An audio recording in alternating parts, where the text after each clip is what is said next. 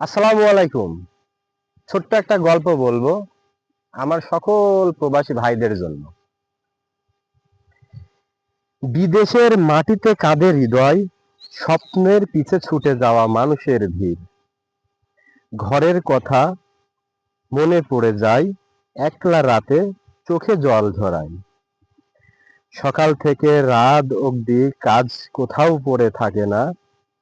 ক্লান্তি শরীর, সন্তানের মুখ, স্ত্রীর হাসি মুখ মনে পড়ে যায় বারবার। বিদেশের রাস্তায় হাঁটতে হাঁটতে খুঁজি ফিরি নিজের পরিচয়। কেউ বোঝে না আমার ব্যথা, শুধু বলে তুমি তো আছো বেশ ভালো। তবুও হাসি মুখে থাকি আমি স্বপ্নের জন্য। লুকাই চোখের জল, একদিন ফিরবো দেশে, সবাইকে নিয়ে একই সাথে বাঁচবো ভালোভাবে। এরই নাম কি প্রবাস? আসলে আমার সকল প্রবাসী ভাই, তারা অনেক পরিশ্রম করে, অনেক কষ্ট করে, শুধুমাত্র তাদের পরিবার পরিজন আপনজনকে একটু সুখে রাখার জন্য।